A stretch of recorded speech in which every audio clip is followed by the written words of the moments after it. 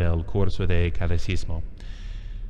Y hoy en este 15º domingo después de Pentecostés, la epístola es de la carta de San Pablo a los Gálatas.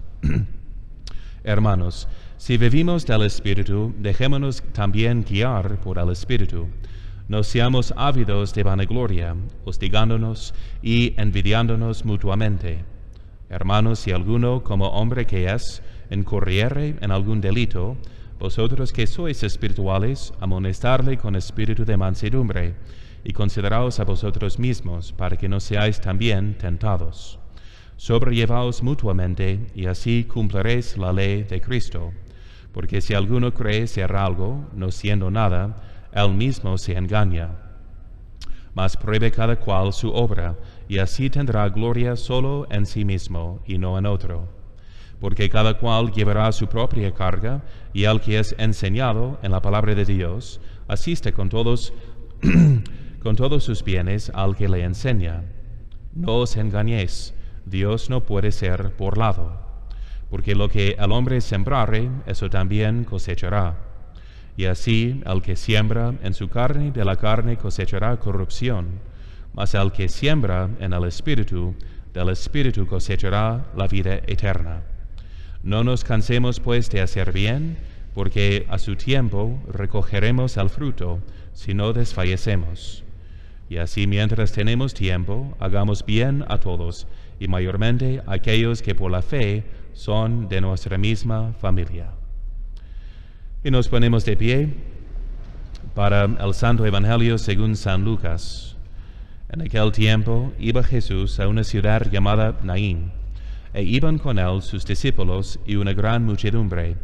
Y cuando llegó cerca de la puerta de la ciudad, he aquí que sacaban a un difunto, hijo único de su madre, la cual era viuda.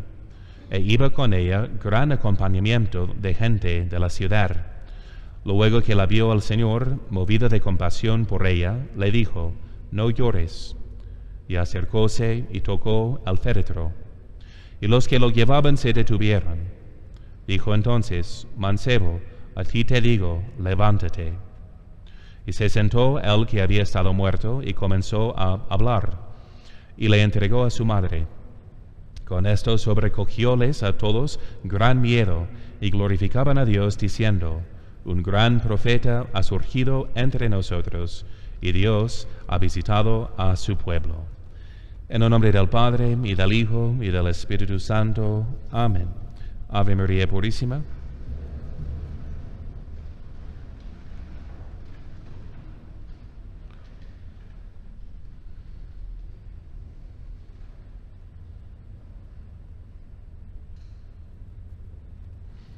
Entonces hoy nuestra Madre, la Iglesia, nos invita a contemplar la muerte.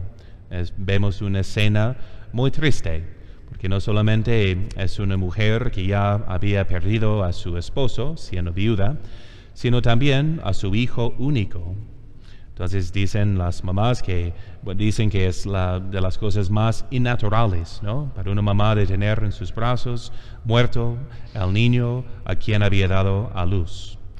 Entonces, estos males de la vida a veces son una tentación en contra de la fe para muchos, preguntándose si Dios realmente existe, o si es realmente todopoderoso, o omnisciente, o si nos ama. Así muchos se dudan ante los males que suceden en esta vida. Y de hecho, en las semanas pasadas la Iglesia nos hizo leer como clero en el breviario, en los maitines, el libro de Eclesiastes, que les recomiendo también. Es un libro breve que habla las meditaciones de Salomón sobre la vanidad de este mundo. Así dice que vanidad de vanidades, todo es vanidad. Porque lo que sucede a los hijos de los hombres y lo que sucede a las bestias, un mismo suceso es. Como mueren los unos, así mueren los otros, y una misma respiración tienen todos. Ni tiene más el hombre que la bestia, porque todo es vanidad. Todo va a un mismo lugar, todo es hecho del polvo, y todo volverá al mismo polvo. Entonces tenemos que responder con la luz de la fe a esos dos problemas, ¿no? el problema de la muerte y también de los males que suceden a los buenos. Primeramente, en cuanto a la muerte, como escuchamos hoy, el Señor está movido de compasión y manda a la mujer que no llore. Como él mismo, entonces sintió compasión cuando había muerto su amigo Lázaro, y él mismo lloró en ese momento. Entonces, pero no quiere que nosotros lloremos o nos entristezcamos como los paganos que no tienen fe. Porque como dijo a Marta, yo soy la resurrección y la vida. Entonces, y hoy lo prueba en el Evangelio, resucitando la vida al joven, así al hijo único de la viuda. Y recordemos que Dios no quería que el hombre muriera. Así dice la palabra de Dios, de que como por un hombre entró el pecado en el mundo, y por el pecado la muerte, así la muerte pasó a todos los hombres, por cuanto todos habían pecado. Que tomemos responsabilidad por la muerte, porque es el castigo justo para nuestros pecados. ¿Qué hace uno cuando peca? Sino rechaza al autor de la vida. Y si rechazamos a la fuente de la vida, claro que vamos a morir. Y nos enseña de que si ponemos nuestro tesoro en las cosas materiales, como Adán y Eva, entonces que prefieren a la manzana. Si ponemos nuestro tesoro en los bienes perecederos, así igual vamos a perecer. Es la lección. Y además, la muerte nos sirve como remedio para que no volvamos a pecar. ¿En qué sentido? Pues ustedes saben que Dios expulsó a Adán y Eva del paraíso para que no tomaran del árbol de la vida, para que no vivieran para siempre alejados de Dios, o llenos de la soberbia y la arrogancia de creer que eran dioses, que podían decidir que fuera el bien y el mal. Y acuérdense de que también cuando creció la maldad de los hombres, Dios cortó la edad del hombre, que antes del diluvio vivía hasta casi 1000 años. Y luego dijo que mejor que no viviera tanto tiempo, mejor que sea un tiempo más corto, como 100 años, como es generalmente la longevidad del hombre. Entonces, así nos cortó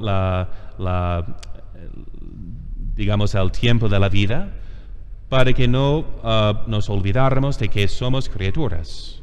Como dice el apóstol hoy, de que si alguno se imagina ser algo, siendo nada, se engaña a sí mismo.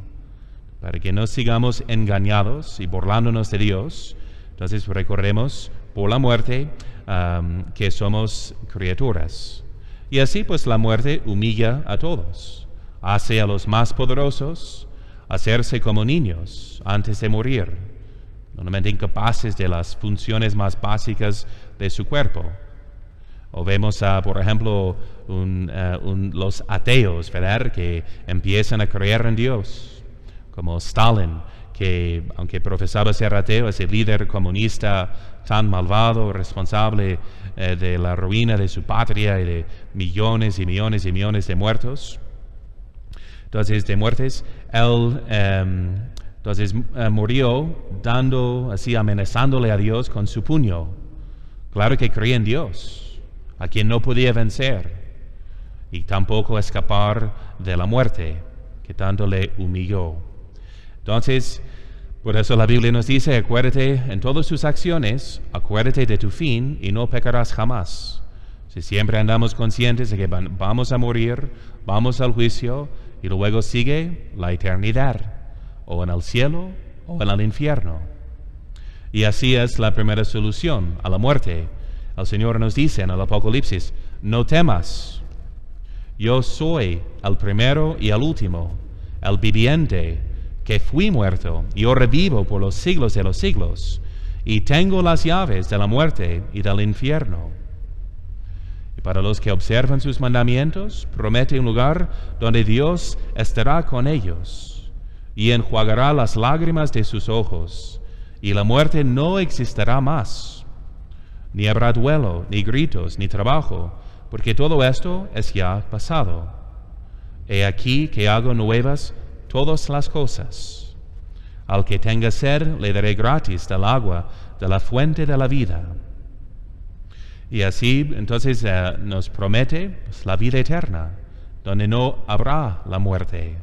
Si solo abrazamos la muerte, así en penitencia y con humildad, en reparación de nuestros pecados. ¿Y qué del problema del mal? Nos dice el libro de Eclesiastes que los bienes y los males, la vida y la muerte, la pobreza y la riqueza vienen del Señor. Que quien al mismo tiempo promete que todo se obra para el bien de los que aman a Dios. Entonces tenemos que levantar la vista y entender cómo los males, la muerte y la pobreza también nos pueden servir para nuestro bienestar. ¿Y cómo? Escuchemos primero a Santo Tomás de Aquino, ese gran filósofo, teólogo, tan observador, digamos, de las cosas naturales. Y de la misma naturaleza aprendemos esta lección, porque dice que las corrupciones y los defectos van contra la naturaleza particular y sin embargo entran dentro del plan de la naturaleza universal, en cuanto que un defecto en uno es un bien en otro o en el todo. Pues la corrupción de uno conlleva la generación de otro, y así se conserva la especie. ¿A poco no lo observamos cada día? Lo que dice el Señor en la parábola, ¿no? De que si el grano de trigo no muere y cae en la tierra, no da fruto. Entonces, dice Santo Tomás que no existiría la vida del león si no existiera la muerte de animales.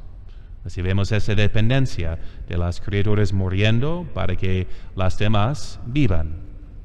Y luego menciona en el orden moral de que no existiría la paciencia de los mártires si no existiera la persecución de los tiranos. Por eso dice San Agustín, cuya fiesta es hoy, de ningún modo hubiera permitido Dios omnipotente la presencia del mal en sus obras, de no ser tan bueno y poderoso que del mal pudiera sacar el bien. Y examinemos unos ejemplos prácticos para que nos quede claro esta enseñanza. Y, por ejemplo, escuchamos en el Evangelio de un señor pobre llamado Lázaro, que siempre estaba fuera de la casa de un señor rico. Ahí los perros lamían sus heridas y él pidiendo limosna que nunca recibió de ese señor rico Epulón. Entonces luego continúa la parábola o la historia diciendo que el señor rico estaba condenado. Y ahí estaban en las llamas del infierno pidiendo ayuda de Lázaro que estaba en el cielo, pero que no podía recibir esta ayuda, porque ya su vida había pasado y ya pasó por el juicio. Ahora bien, ¿fue mejor? ¿Quién se salvó? El pobre, mendigo. ¿Y quién se condenó? El que era muy bendecido según la vista del mundo. Ya que en muchas riquezas hay muchas tentaciones, y del que recibe mucho, se perderá mucho. Y el rico se condenó, mientras el pobre, como muchas veces sucede, pone toda su confianza en Dios, porque no puede confiar en sí mismo. Vive para la vida eterna, ya sabe que no va a encontrar la felicidad en este valle de lágrimas. O otro ejemplo, San Francisco Borja. Él, de la clase noble, así en la corte, se había casado con la consorte de Isabel de Portugal, e iba pues en la procesión con la reina Isabel, y cuando llegaron al lugar del sepelio, tuvieron que destatar el ataúd para mostrar a los monjes que era ella, y ni la reconoció. Entonces, porque estaba ya pudrida, corrompida, y juró en su corazón en ese momento: jamás volveré a servir a un amo que me puede morir. Ante la muerte se convirtió. Pero tomen en cuenta que estaba casado. Tenía 8 hijos con su esposa, doña Leonor. Y ella se enfermó gravemente. Y él estaba pidiendo por su curación cuando escuchó una voz del cielo, diciéndole: tú puedes escoger para tu esposa la vida o la muerte. Pero si tú prefieres la vida, este no será ni para tu beneficio, ni para el suyo. Derramando lágrimas, respondió, que se haga vuestra voluntad y no la mía. Qué ejemplo tan heroico de confianza en la providencia de Dios. Y seguro que no entendía en ese momento. Pero su esposa enseguida murió santamente, siendo atendida ahí en el monasterio, en un ambiente muy santo, para así pasar a la vida eterna en el cielo. Y él, ¿qué hizo? Ya sin esposa, entonces recibió la inspiración de entrar en la orden de los jesuitas. Con toda su experiencia como duque en la política, entonces llegó a ser superior general y organizó, dicen que es como el segundo fundador de los jesuitas, porque organizó la Compañía de Jesús para que se extendiera por todo el mundo. Entonces hizo tanto bien para tantas almas innumerables por haber aceptado la voluntad de Dios. Entonces solo después, solo en el día final, vamos a entender cómo todo se obraba para el bien de los que aman a Dios. Y cabe mencionar hoy en su fiesta el ejemplo de San Agustín, para entender también que de los males morales, o sea, nuestros pecados pasados que, aunque sean confesados y perdonados, todavía nos duelen con este remordimiento de ver cuán tantos éramos, ¿no? Nos sentimos como Hamlet, ¿no? Diciendo, fuera, fuera esta mancha, maldita mancha, que no se puede quitar del alma este remordimiento. Entonces, tenemos que aprovechar también de nuestras faltas, viendo que son la causa de ser ahora más humildes. Dice Santo Tomás de Aquino que a veces Dios permite que el hombre caiga en pecado mortal para humillarlo, para que comience de nuevo más humilde.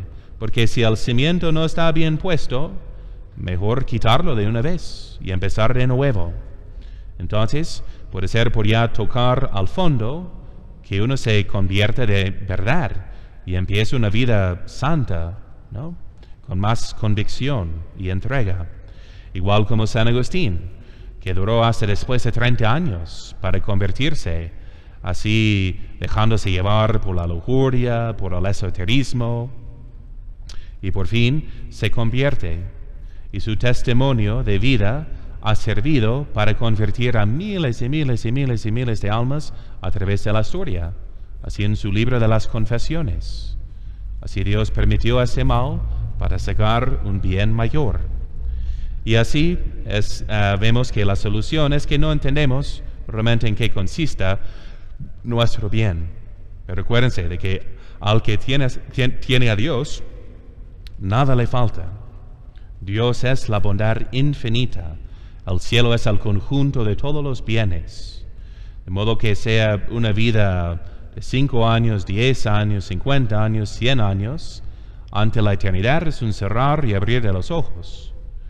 Entonces, y lo único importante es que vivamos para Dios y para alcanzar el cielo, como nos dice San Pablo hoy, de que el que sembrare en el Espíritu cosechará del Espíritu.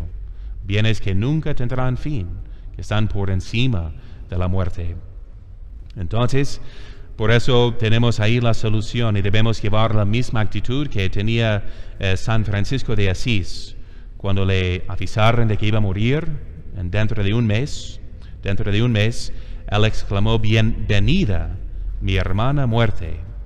Y ustedes conocen su cántico del hermano Sol, que es una alabanza a Dios reflejado en toda la naturaleza, pero incluye la hermana muerte, que también es para nuestro bien.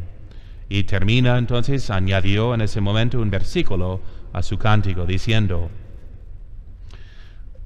alabado seas, mi Señor, por nuestra hermana muerte corporal, de la que ningún hombre vivo puede escapar. Ay de los que morirán en pecado mortal. Dichosos los que encontrarás en tu santísima voluntad, pues la muerte segunda no les hará mal. Y así sea. María, Madre de Gracia, Madre de Misericordia,